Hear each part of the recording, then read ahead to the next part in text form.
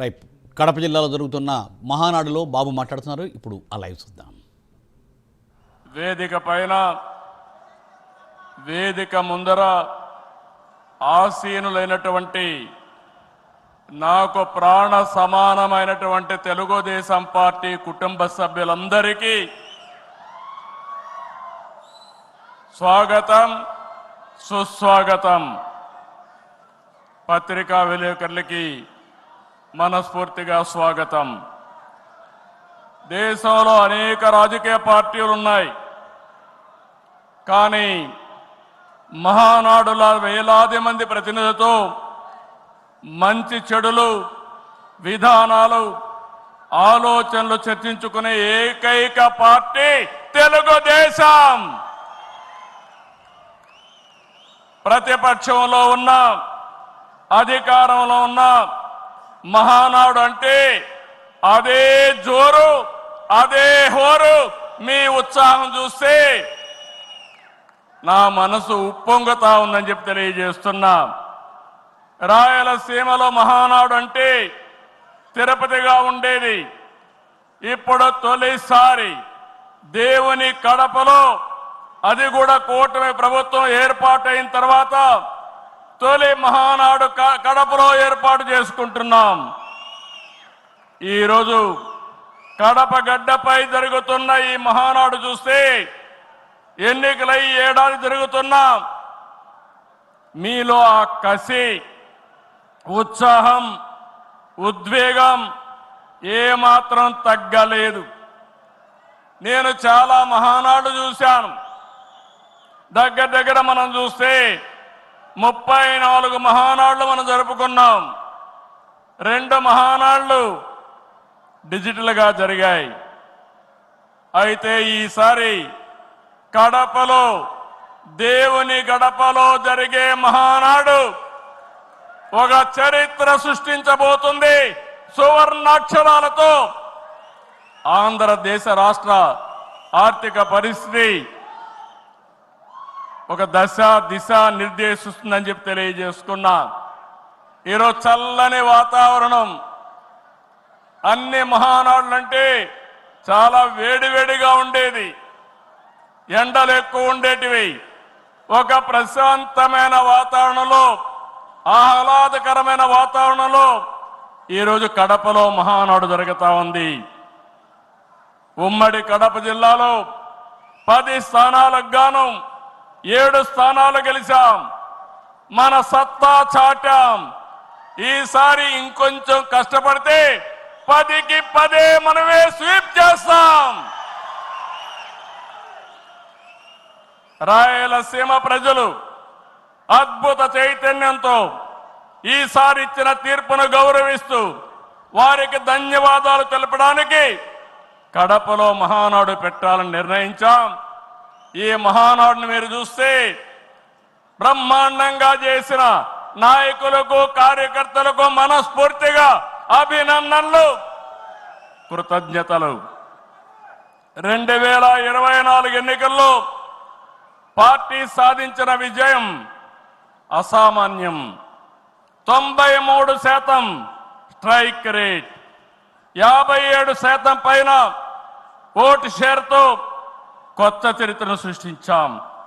ఇది ముమ్మాటికి కారణం పసుపు సైనికులే, ఇక్కడుండే మీ నాయకత్వమే కారణమని మీ అందరికీ విజ్ఞప్తి చేస్తున్నాం. మీరు చేసిన పోరాటాలే నేటి అధికారం, మీ త్యాగాలే నేటి ఈ స్థానం. ఇది కాకుండా సమయానుకూలం మనం ఎప్పటికప్పుడు స్ట్రాటజీ కూడా ఆలోచించినప్పుడు జనసేన, బీజేపీ పొత్తు పెట్టుకుని ఎన్డీఏ ఏర్పాటు చేసుకున్నాం. దానివల్ల కూడా ఈరోజు ఈ మహా విజయానికి దోహదం చేశాయని చెప్పి విజ్ఞప్తి చేస్తున్నాం. ఏమీ ఆశించకుండా దశాబ్దాలుగా ప్రతి గ్రామంలో జెండా మోస్తున్న కార్యకర్తల వల్లనే మనం ఇక్కడున్నాం. నేనే కాదు, ప్రతి ఎమ్మెల్యే, ప్రతి ఎంపీ, ప్రతి మంత్రి గుర్తించుకోవాలి. 43 ఏళ్ల ప్రస్థానంలో దేశంలో ఏ పార్టీ ఎదుర్కొన్నటువంటి సంక్షోభాలు పార్టీ ఎదుర్కొన్నాం. అయితే పార్టీ పని అయిపోయిందని మాట్లాడిన వాళ్ళు వాళ్ళ పని అయిపోయింది తప్ప పార్టీ మాత్రం ఎప్పుడు ఎక్కడ తిరిగి చూడలేదు. తెలుగుదేశం జెండా రెపరెపలాడుతూనే ఉంటుంది. నాటి ఎన్టీఆర్ చైతన్య రథం నేను చేసిన వస్తున్న మీకోసం పాదయాత్ర, ఎన్నికల ముందు లోకేష్ చేసిన యువగళం వరకు కార్యకర్తల్లో అదే పోరాట స్ఫూర్తి. పాలనంటే హత్య రాజకీయాలు, కక్ష సాధింపులు, వేధింపులు, తప్పుడు కేసులని మార్చేశారు గత ప్రభుత్వం. విధ్వంస పాలనతో రాష్ట్రాన్ని సర్వనాశనం చేశారు. దీన్ని ప్రశ్నించిన తెలుగుదేశం కార్యకర్తల్ని, నాయకుల్ని ప్రాణాలు తీశారు, వేటాడారు, వెంటాడారు, అక్రమ కేసులు పెట్టి అరెస్టులు చేశారు. కానీ ఒక్క వ్యక్తి కూడా ఎత్తిన జెండా దించకుండా పోరాటం చేసిన మిమ్మల్ని మనస్ఫూర్తిగా అభినందిస్తున్నా. ప్రశ్నించే వారి గొంతు నొక్కడానికి గ్రామస్థాయి నేతల గొంతులు కోశారు. మన పసుపు సింహం, మన చంద్రయ్య పీకగోస్తుంటే కూడా జై తెలుగుదేశం అని ప్రాణం వదిలిపెట్టాడు. అది మనందరికీ స్ఫూర్తి. ఆ స్ఫూర్తే ఈ పార్టీని నడిపిస్తుందని చెప్పి కూడా నేను మీకు తెలియజేస్తున్నా. ఇది ఒక్క ఉదాహరణ మాత్రమే. ఇలాంటి చాలా మంది కార్యకర్తలు ప్రాణ త్యాగాలు చేశారు. ఆశయ సాధన కోసం రాజీ లేని పోరాటాలు చేశారు. వారి స్ఫూర్తి తెలుగుదేశంలో శాశ్వతంగా ఉంటుందని చెప్పి కూడా నేను మీకు తెలియజేస్తున్నా. ఎత్తిన జెండా దించని కార్యకర్తల పోరాటాలు, త్యాగాల వల్లనే కూటమి ప్రభుత్వం అధికారంలోకి వచ్చింది. మీ త్యాగాలకు మహానాడు వేదికగా శిరస్సు వంచి మీకు పాదాభివందనం చేస్తున్నాను. ఇక్కడుండే కార్యకర్తలే కాకుండా రాష్ట్రం మొత్తం కూడా ఇదే పోరాటం చేశారు. మీ త్యాగాలు వృధా కానివ్వం. కార్యకర్తల కష్టానికి గౌరవం, గుర్తింపు ఇస్తాం, సంక్షేమం చూపిస్తాం.